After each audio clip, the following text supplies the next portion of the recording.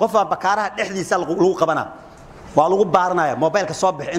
intii u dhaweyd intay cararaan ay xaq istaagaan isbaar ku dhacay ujeeda isbaar ku dhacay war miya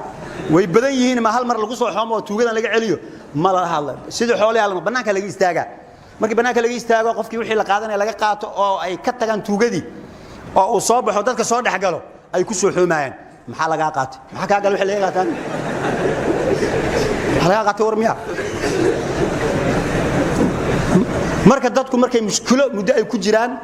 nafsiyaadkooda iyo maskaxdoodu caadi ma noqonayso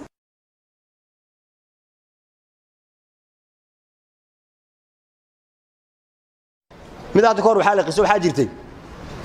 xaafadan ayaa waxa jiray hal nin ayaa wuxuu yaqaanay yaasiinka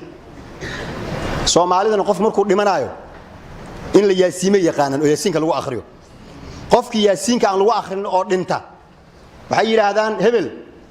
wuu yaasiin saagay wuxuu la mid yahay neef xoolo ah oo aan la gowricin oo dhintay markii yaasiinka hadii lagu akhriyo si fiican ugu dhintay laakiin dan yaasiinka lagu akhrino iska dhinto waxa la hebel uu yaasiin saagay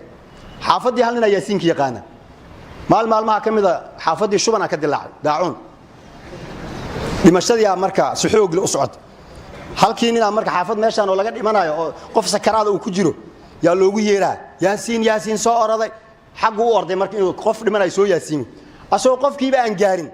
yaa xaafadii nin ahda laga soo qali yaasiin dhaxda intuu istaagay wuxuu yiri wallahi cidaan yaasiin laan u dhamaan doonaan yaasiinka baran waayaan anigana aan keligay yaasiin laan u dhamaan doonaan kuwan marka waxaan ku keenay Soomaalida waxay dhamaanayaan jaahilnimo maata maytatan jaahiliya xadiidku man maata walaysa fi unuqihi bay'a asagoo aan bay'o iyo system iyo nidaam aan ka tirsanayn qofkii geeriyooda maata maytatan jaahiliya wuxuu dhimanayaa si jaahili u dhimanayaa